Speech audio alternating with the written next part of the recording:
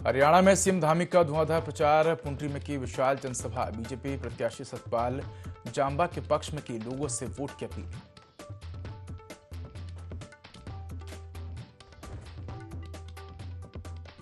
हल्द्वानी में कांग्रेस का हल्ला बोल। नेता प्रतिपक्ष यशपाल आर्य के नेतृत्व में कई मुद्दों को लेकर निकाली जन आक्रोश रैली। सभी बड़े नेता रहे मौजूद।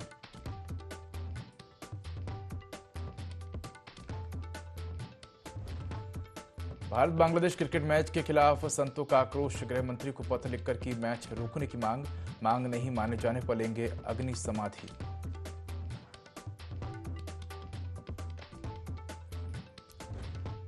जिलाधिकारी सबिन बंसल ने लगाया जनता दरबार। जनता दरबार में आई 130 से ज्यादा शिकायतें। सभी शिकायतों का निस्तारण करने के संबंधित अधिकारियों को दिए निर्देश।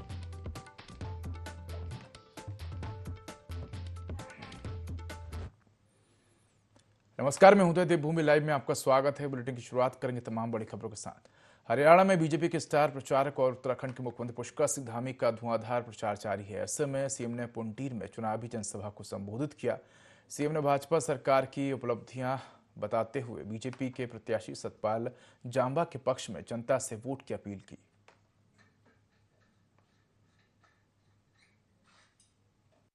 सीट पर किसी न किसी निर्दलीय उम्मीदवार ये सीट जीती जाती है। यानी कि निर्दलीय उम्मीदवार आप जानते ही हैं, जीतने के बाद वो क्षेत्र के बारे में कम सोचते हैं और जिधर सरकार बनती है या जिधर उनको अपना फायदा दिखाई देता है, जहां भी गुणा भाग ज्यादा होता है, मोल भाव ज्यादा होता है, उस तरफ चले जाते हैं। इसलिए मैं आपसे इनके लिए समर्थन मांगने आया हूं कि 5 तारीख को आप इनके चुनाव निशान कमल के फूल पर आप वोट देकर इनको विजयी बनाएंगे, विधानसभा का सदस्य बनाएंगे और आपका दिया हुआ एक वोट इस पूरे क्षेत्र को समृद्धि की ओर ले जाएगा, प्रगति की ओर ले जाएगा, उन्नति की ओर ले जाएगा और पूरे हरियाणा को डबल इंजन की शक्ति के साथ आगे बढ़ाने का काम करेगा। हम सभी जानते हैं, मैं हरियाणा में अनेक सभाओं में जा चुका हूं और एक बात जो पहले लोग शुरुआत के दिनों में कांग्रेस के लोग बड़े भ्रम में थे, दूसरी पार्टियों के लोग बड़े भ्रम में थे कि यहां पर हमारी सरकार बनने वाली है।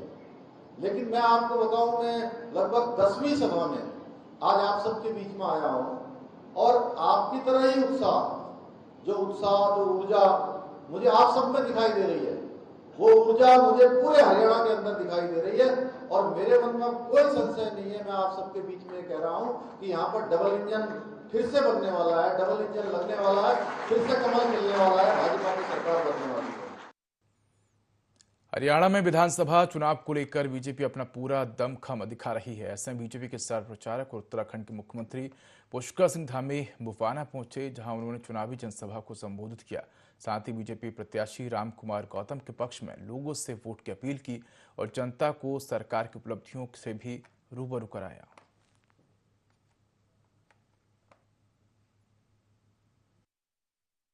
भारतीय जनता पार्टी के प्रत्याशी, आप सबके प्रत्याशी नरेंद्र मोदी जी ने जिनको केंद्रीय संसदीय बोर्ड में जिनके नाम पर मोहर लगाकर आप सबकी सेवा के लिए भेजा है, ऐसे प्रत्याशी रामकुमार गौतम जी के लिए आप सबका समर्थन मांगने के लिए आया हूं, आप सबका आशीर्वाद मांगने के लिए आया हूं। आप सभी जानते हैं कि पिछले 10 वर्षों में देश हो या हरियाणा हो, किस प्रकार से हरियाणा की तकदीर बदली है, तस्वीर बदली है, देश आगे बढ़ा है और हरियाणा सामाजिक रूप से, आर्थिक रूप से बुलंदियों के आसमान पर पहुंचा है। भाइयों बहनों, पिछले 10 सालों में हरियाणा के अंदर जब लोग पूछते हैं कि पिछले 10 सालों में क्या हुआ, तो मैं आप सबको बताने आया हूं। मैं देवभूमि उत्तराखंड से आया हूं। पिछले 10 सालों में हरियाणा में सड़क, रेल, हवाई अड्डे से लेकर शिक्षा के क्षेत्र में, स्वास्थ्य के क्षेत्र में, पेयजल के क्षेत्र में, हर क्षेत्र में बहुत मजबूती से काम हुआ है। ईमानदारी से काम हुआ है। पूरे प्रदेश की अगर बात करूं मैं हरियाणा की, तो 40 नए राष्ट्रीय राजमार्ग बनाए गए हैं, नए नेशनल हाईवे बनाए गए हैं और गांव-गांव तक सड़कों का जाल बिछाया गया है। इसके साथ ही हरियाणा के प्रथम हवाई अड्डे का निर्माण का अभूतपूर्व कार्य भी पिछले 10 सालों में हरियाणा के अंदर प्रधानमंत्री मोदी जी के मार्गदर्शन में चलने वाली डबल इंजन की भाजपा सरकार ने किया है।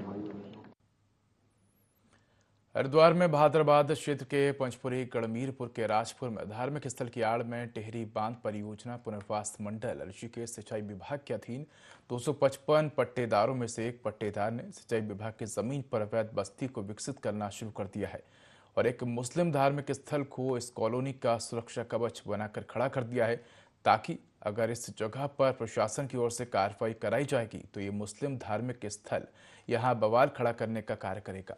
अब हरिद्वार जिलाधिकारी कर्मेंद्र सिंह ने मामले पर जांच करने के बाद कार्रवाई की बात कही है।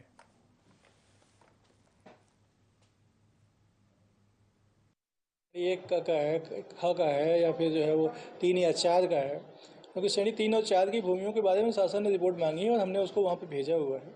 शासन संभवतः उस पर कुछ निर्णय लेगा।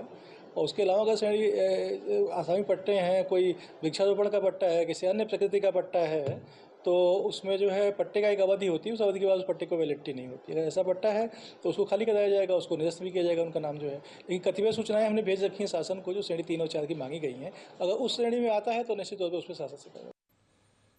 साइबर क्राइम पर नकेल कसते हुए एसटीएफ यानी कि स्पेशल टास्क फोर्स ने एक बड़ी गुत्थी को सुलझाने में सफलता हासिल की है।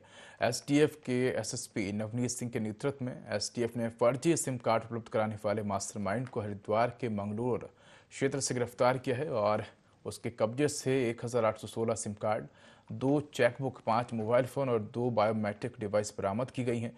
इस बात को लेकर आईजी क्राइम एवं कानून व्यवस्था नीलेश आनंद भरण ने बताया कि ये पूरा गैंग पिछले 1 साल से मंगलौर में एक्टिव था। साथ ही उन्होंने कहा कि पूरे देश में ऐसा पहला प्रकरण है जिसमें सिम कार्ड और ओटीपी दक्षिण एशियाई देशों में भेजे जाते थे।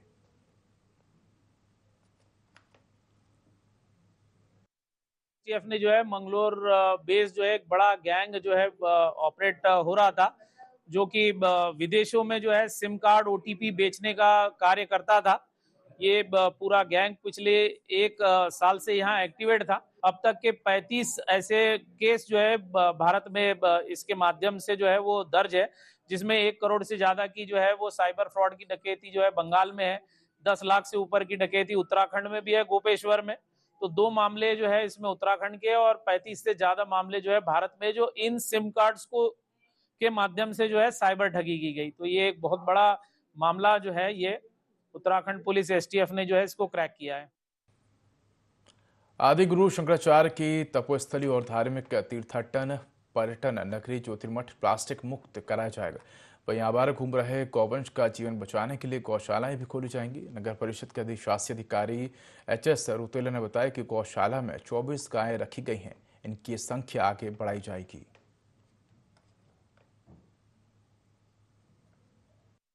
पालिका क्षेत्रांतर्गत विभिन्न स्तरों पर सड़कों पर निराश्रित गौवंशों की देखते हुए सभी आम जन नागरिकों की सुझाव एवं पालिका के द्वारा जो पहल की गई है उसमें सभी का सहयोग लिया गया है और इस पे नगर पालिका परिषद द्वारा एक कदम उठाया गया है कि इनके लिए एक गौशाला का निर्माण किया जाए। नगर पालिका परिषद द्वारा जो शासन से राज्य वित्त आयोग की जो धनराशि मिलती है उसी से ही गौशाला का निर्माण किया गया है और जिसमें आज की तिथि में लगभग 24 गायें हैं और वहाँ पे लगभग उन गायों की देख रेख के लिए ये 2 कर्मचारी भी रखे गए हैं और उनके द्वारा निराश्रित गौवंशों के लिए समय समय पर चारे पत्ती आदि की व्यवस्था बराबर उनको दी जा रही है और उन कर्मचारियों द्वारा जो है 24 घंटे उनकी देख रेख वगैरह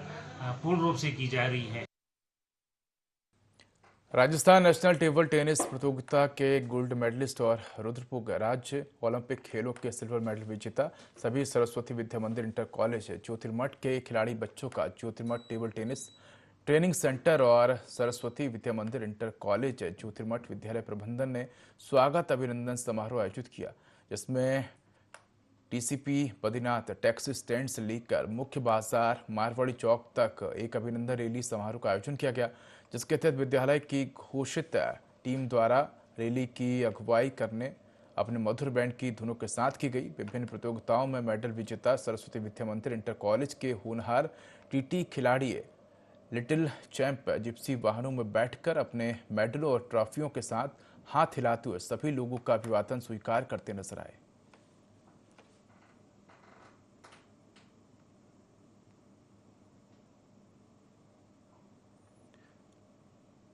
तो उत्कृष्ट खिलाड़ियों का अभिनंदन समारोह रखा गया।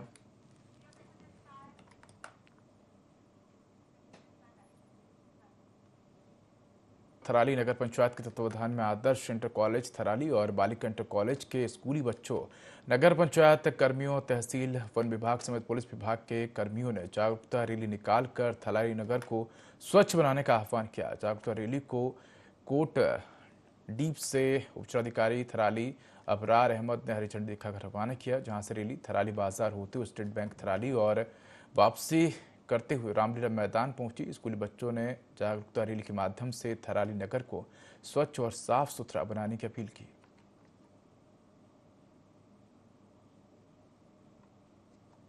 स्वच्छ भारत मिशन के तहत संपूर्ण भारत में स्वच्छता पखवाड़ा चल रहा है, जिसमें स्वच्छता ही सेवा के तहत ये कार्य किया गया है। हमारे जो एक नारा था, स्वभाव स्वच्छता और संस्कार स्वच्छता, इसके तहत ये कार्य किया गया। स्कूली बच्चों ने प्रतिभाग किया गया। इसमें इंटर कॉलेज के बच्चे थे, बालिका इंटर कॉलेज के बच्चे थे, और इसमें एक और नारा ले गया, स्वच्छ थराली सुंदर थराली, जिसके तहत सभी ने मिलकर स्वच्छता के तहत कार्य किया।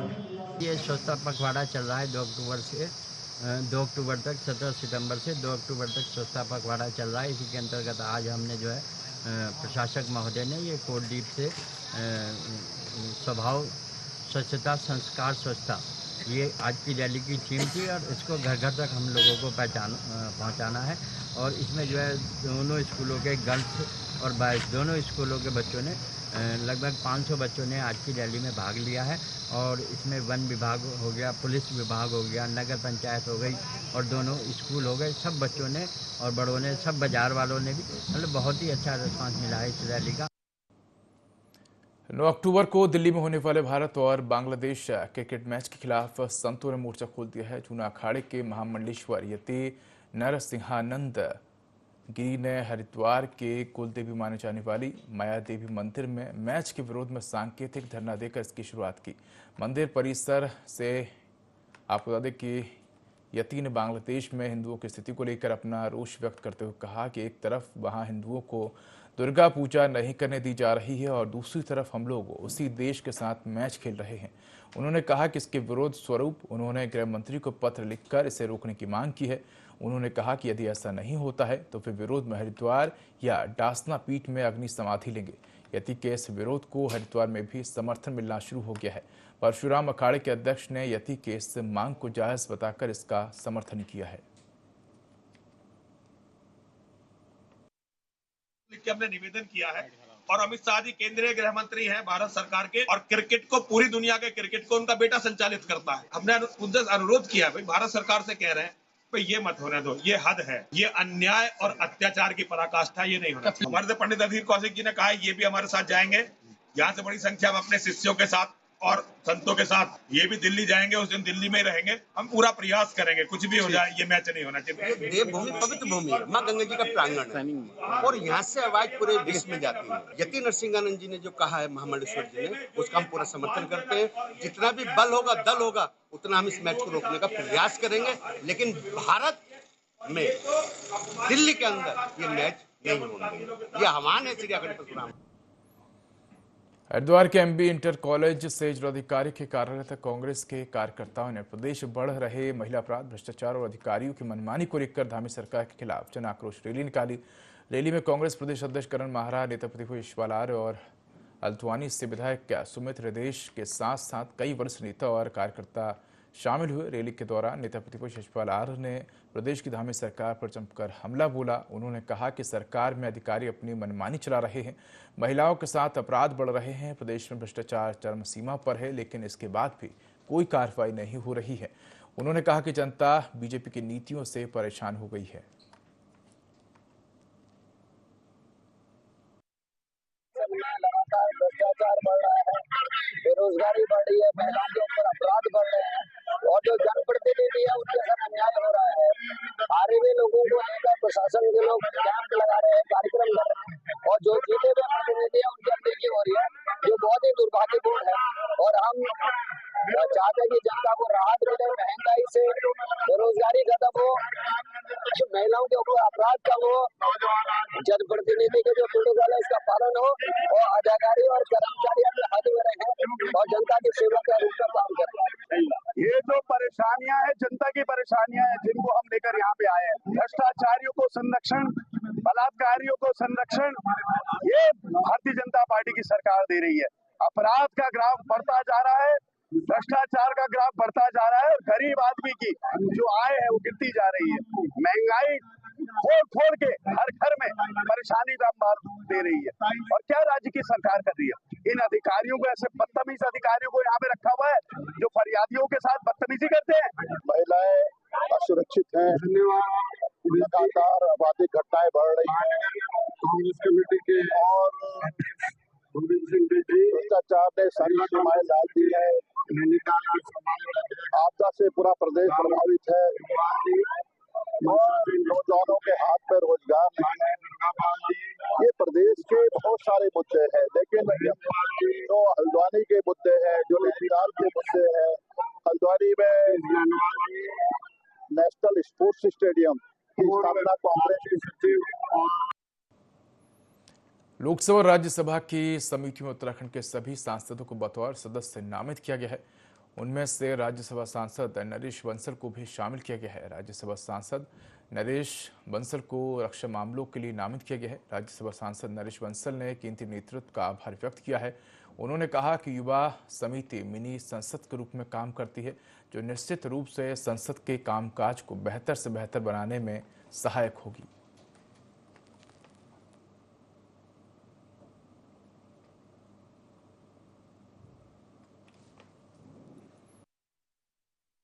चैलेंज तो जो भी जीवन में मिलते हैं वो एक अवसर भी होते हैं और उन अवसरों का सही दिशा में उपयोग करके चीज़ों को ठीक किया जा सकता है, आगे बढ़ाया जा सकता है। पहले भी मैं श्रम, टेक्सटाइल और स्किल डेवलपमेंट की समिति में था, उसमें अब भी हुआ हूँ और मुझे इस बार रक्षा समिति में और नामित किया गया है। रक्षा समिति भी, वैसे तो सारी समितियाँ 24 की 24 महत्वपूर्ण है, और रक्षा समिति देश की रक्षा सुरक्षा से संबंधित कामकाज को देखती है तो उसकी गंभीरता और बढ़ जाती है। तो और अधिक गंभीरता के साथ उसके सारे कमेटी के कामों में भाग लेकर के अपनी भूमिका का निर्वहन करना है और मैं उसको करूँगा। प्रदेश के 1,84,000 अंत्योदय राशन कार्ड धारकों को दिए जाने वाले साल में 3 गैस रिपेयरिंग योजना को वित्त विभाग ने मंजूर कर दिया है। ये योजना 2027 तक जारी रहेगी। इसको लेकर खाद्य आयुक्त हरिचंद सेमवाल ने कहा कि प्रदेश में 25 लाख के करीब राशन कार्ड धारक हैं। 25 लाख में से APL और BPL कार्ड धारकों को छोड़ दिया जाए तो अंत्योदय कार्ड धारकों की संख्या 1,84,000 है। एक कार्ड धारक पर साल में 2,500 का खर्चा आ रहा है। ऐसे में इन सभी कार्ड धारकों पर एक साल में 50 करोड़ के करीब वित्तीय भार आएगा।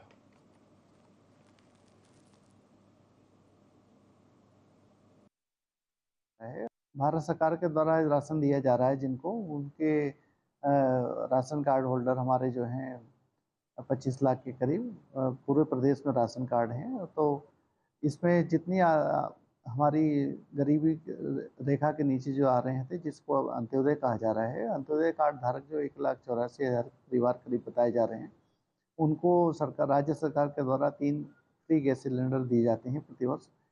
तो लगभग 2,500 के करीब प्रति परिवार पे खर्चा आता है, जो सब मिला के 50 करोड़ के लगभग वार्षिक होता है।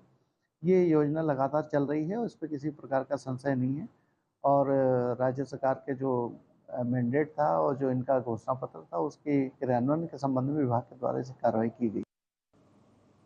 उत्तराखंड में धामी सरकार जल्द भू कानून लागू कर सकती है। मुख्यमंत्री पुष्कर सिंह धामी ने हाल ही में प्रेस वार्ता करते हुए साफ कर दिया है कि हमारा प्रयास है कि अगले बजट सत्र में इसे लाया जाए। भाजपा प्रदेश प्रवक्ता विपिन कैंथोला का कहना है कि मुख्यमंत्री पुष्कर सिंह धामी पहले ही इस बात का जिक्र कर चुके हैं कि भाजपा एक ऐसी पार्टी है जो 250 वर्ग मीटर के कानून को लेकर आई और इसे सिर्फ भाजपा ही उत्तराखंड के विकास के लिए काम करती है। उन्होंने कहा कि समय आने पर सशक्त भू कानून लागू किया जाएगा। मुख्यमंत्री जी ने आपसे 2 दिन पहले अपनी प्रेस कॉन्फ्रेंस में इस बात का जिक्र कर दिया है और मैंने कहा ना कि भारतीय जनता पार्टी ही ऐसी पार्टी है जो 250 मीटर के कानून को लेकर के आई। भारतीय जनता पार्टी ऐसी पार्टी है, हमारी सरकारें ऐसी सरकारें जो उत्तराखंड के विकास के लिए, उत्तराखंड के संवर्धन के लिए, उत्तराखंड की संस्कृति को बचाने के लिए, उत्तराखंड की जो पहचान है उसको किसी प्रकार से नुकसान ना हो उसको बचाने के लिए काम करती है। चाहे वो अवैध कब्जों की बात रही हो, चाहे वो तमाम चीज़ों में आपने देखा हो जांच बिठा करके दोषियों को सलाखों के पीछे डालने की बात रही हो, हमारी सरकार कहीं पीछे नहीं है। समय आने पर एक सशक्त भू कानून, एक सशक्त कानून इस प्रदेश के लोगों के लिए बन सके और जो लोग शिथिलता बरतते हुए, शिथिलता का लाभ लेते हुए जिन्होंने जमीनें ली होंगी, क्रय की होंगी, जो कानून है 250 मीटर का एक परिवार के लिए, अगर जो किसी ने इस कानून का उल्लंघन किया होगा उन सभी जमीनों को सरकार में निहित किया जाएगा और सारे जिलाधिकारियों को सरकार ने निर्देशित कर दिया है, जांच आने दीजिए, उसके बाद सब पर कार्रवाई सुनिश्चित। आखिरकार कर्मचारियों की 5 दिन की रात दिन की कड़ी मशक्कत के बाद स्वाला में बंद पड़े टनकपुर चंपावत नेशनल हाईवे को यातायात के लिए सुचारू कर दिया है। नेशनल हाईवे के चीफ इंजीनियर दयानंद और एससी अनिल पांगती के दिशा निर्देश पर नेशनल हाईवे के अधिकारियों और मजदूरों के द्वारा 5 दिन की कड़ी मेहनत के बाद नेशनल हाईवे को खोल दिया गया है। डीएम चंपावत नवनीत पांडे के द्वारा पल पल एनएच जानकारी अधिकारियों से ली जा रही थी। वहीं एनएच खुलने से प्रशासन और जनता ने राहत की सांस ली है।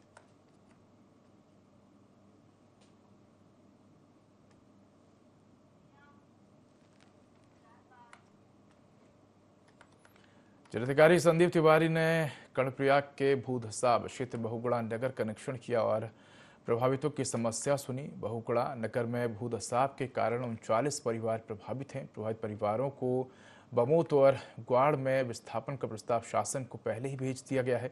प्रभावितों ने जिलाधिकारी से कहा कि वो विस्थापन नहीं चाहते हैं। भूधसाब से उनके मकानों को जो क्षति हुई है उसका निर्धारित सर्किट रेट पर उनको मुआवजा दिया जाए और उसके बाद बहुगुणा नगर का ट्रीटमेंट किया जाए।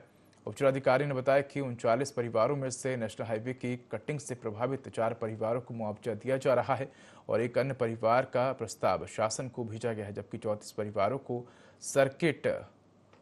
सर्किल रेट पर मुआवजा वितरण के लिए 13.85 करोड़ का मूल्यांकन किया गया है।